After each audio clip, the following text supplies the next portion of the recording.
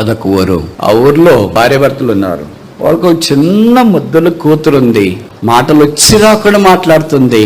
వాళ్ళ డాడీకి ఎంత ఇష్టమో ఒక పెద్ద మంచి కారు తీసుకొని వచ్చినాడు. వాళ్ళ డాడీ ఎప్పుడు కారు ఇంటి బయట పెట్టి కడుగుతున్నాయి. పాప ఎప్పుడు వచ్చి డాడీ దగ్గర ఉండి మాటలు చెప్తా ముద్దుగా ఆయన చుట్టే తిరిగేది. అలాగ రోజులు గడిచిపోతుంటే ఒక రోజు ఏం చేసిందంటే ఆ పాప ఏదో ఒక రాయి ఏదో దొరికిందేమో పెన్సిల్ లాంటిది, కారు వెనక్కి వెళ్ళి ఏదో గీయడమో రాయడమో ఆరంభించింది. వాళ్ళ డాడీ కారు ముందు కడుగుతున్నాడు.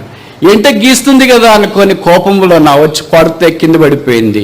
2 కళ్ళు ఇట్లా బోర్లు పడేటప్పటికి రాళ్ళు గుచ్చుకున్నాయి, కళ్ళు పోయినాయి. హాస్పిటల్కి తీసుకెళ్ళాడు.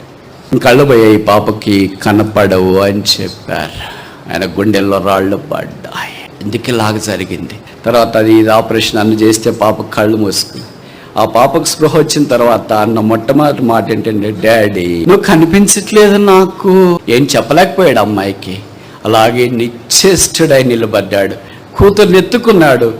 కూతురు కనిపించట్లేదు. ఇంటికి వచ్చిన తర్వాత, డాడీ ఈ కళ్ళకున్న తీసే డాడీ, నేను నిన్ను చూడాలి.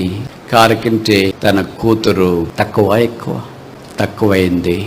అందుకే కారు మీద ఏదో గీస్తుందని అనుకున్నాడు. మొత్తానికి ఏం గీసింది? ఆయన కూతుర్ని ఇంట్లో పడకేసి కారు దగ్గరికి వచ్చి చూశాడు. వెనక గీసింది ఇలాగ, డాడీ ఐ లవ్ యూ.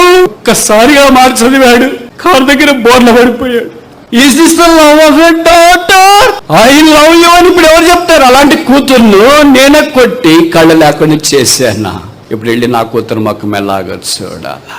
ఈ తండ్రి ఆ కారును చూస్తే అలాగే నిలబడిపోయాడు. నా కూతురి కంటే నా కారు నేను ఇంత ప్రేమించినాని, ఇప్పుడు ఈ కారు వల్ల నాకేం ఉపయోగం ఉంది? నా కూతురి కళ కనిపించట్లేదు. ఈ కారు మీద నా కూతురు ఇలాంటి అన్ని గీతలు గీసినా ఇప్పుడేమీ నష్టం నాకు రాదే. మనుషులను వాడుకునే దుర్భరమైన స్థితిలో దిగజారిపోయి వస్తువులను సమకూర్చుకునే దాంట్లో లీనమైపోయి కారుకున్న దాన్ని బట్టి మనుషులకు అపాయం కలిగింది. పొడుచుకున్నది ఎవరిని? కళ్ళు కనపడింది ఎవరికి? ఇప్పుడు చూసుకో నీ కారులో నీ కూతురును, ఇప్పుడు నడుపుకో నీ కారును కూతురు లేకుండా బయటికి. నీ కారు లేకపోయినా సైకిల్ ఉన్నా నీ కూతురు నీ ఎమ్మడి అల్లారు ముద్దుగా వచ్చి సైకిల్ మీద కూర్చొని ఎక్కి నీ చుట్టూ తిరుగుతుంటే నీకు కలిగే ఆనందం ఎలాగుంటుంది? ఇప్పుడు నువ్వు BMW కారు కొనుక్కొని నీ కూతురు కళ లేకుండా నీ దగ్గరకు వస్తే, అమ్మా ఇదే డోరు, ఇదే కారు అని నువ్వు చెప్పగలిగితే ఎలాగుంటుంది? ఎంత పడిపోయాం దైవమా, ఎంత పాడైపోయాం. దేవుడు తిరిగి మనం ఆయన దగ్గరికి రావాలని కోరుతున్నాడు.